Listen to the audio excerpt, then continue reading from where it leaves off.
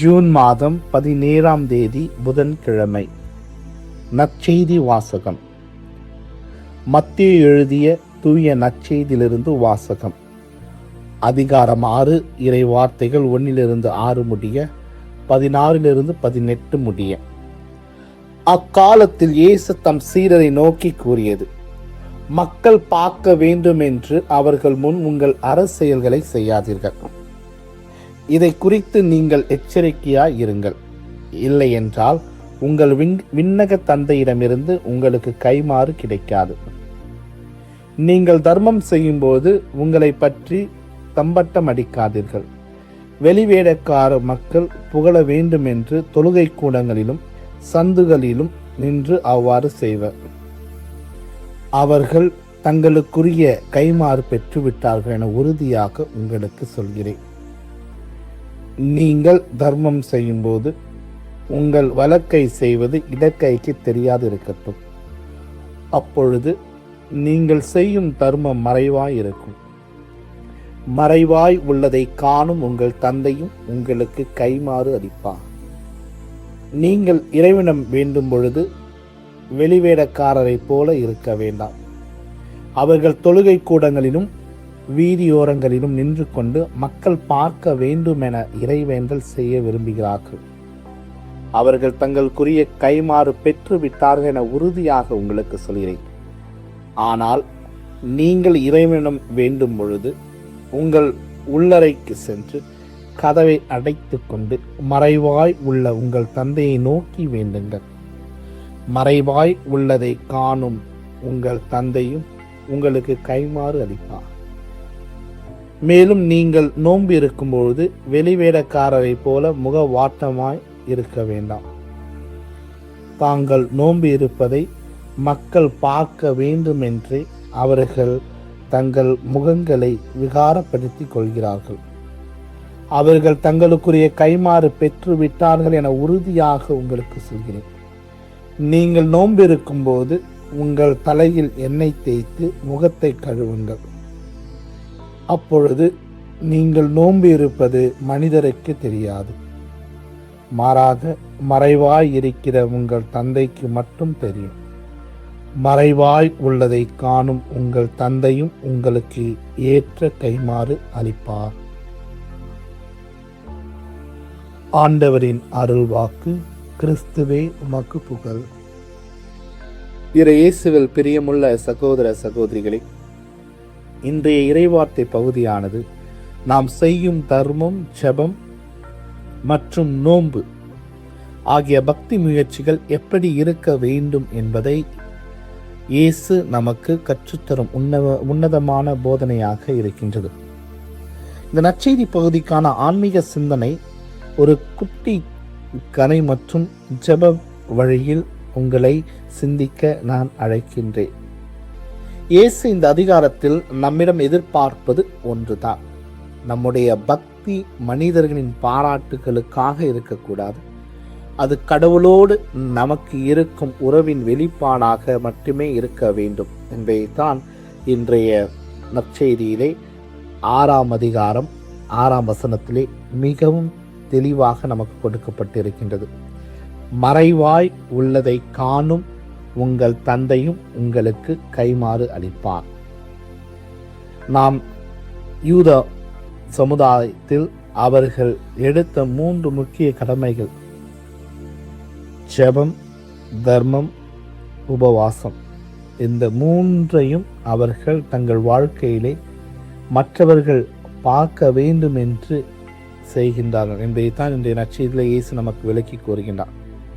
ஆகவே நாம் வெளிவேடமற்ற பக்தி முயற்சியை நம் கையில் எடுக்க இயேசு இன்று நமக்கு ஒரு உன்னத அழைப்பை கொடுக்கின்றார்.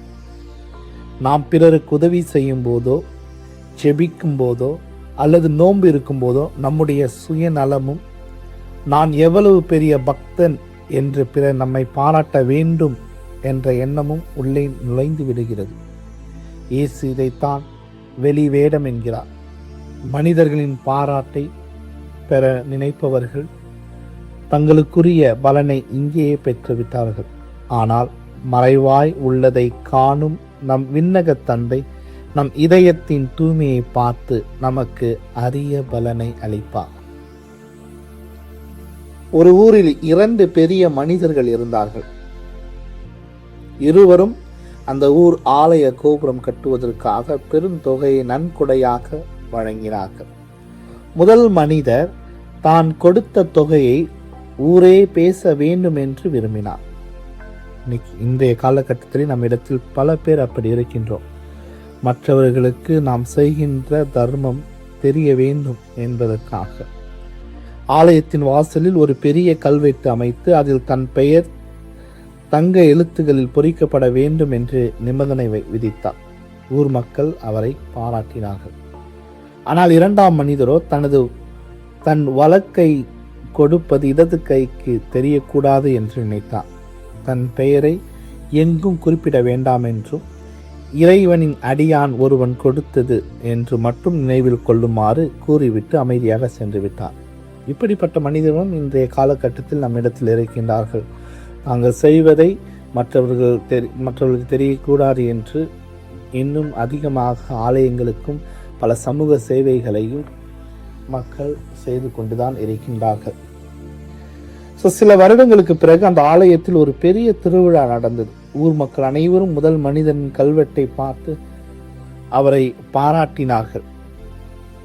அவரை பற்றி மிகவும் பெரிதாக பேசிக் கொண்டனர்.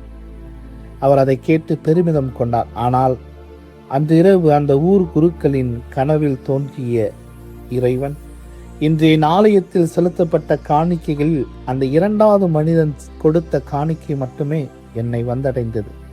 ஏனெனில் முதல் மனிதன் தன் புகழை மக்களிடமிருந்தே பெற்றுக்கொண்டான். 2வது மனிதன் அவருடைய தியாகத்திற்கான பலன் என் கையில் பத்திரமாக இருக்கிறது என்று கடவுள் அந்த குருவை பார்த்து சொன்னாராம். ஆம், இயேசுவில் அன்புமிக்க சகோதர சகோதரிகளை, நாம் செய்யும் நன்மைகளுக்கு உலகத்தில் விளம்பரம் தேடினால் இறைவனிடம் நமக்கு கைமாறு கிடைக்காமல் போய்விடும் என்பதற்கு இந்த கதை ஒரு சிறந்த உதாரணமாகும்.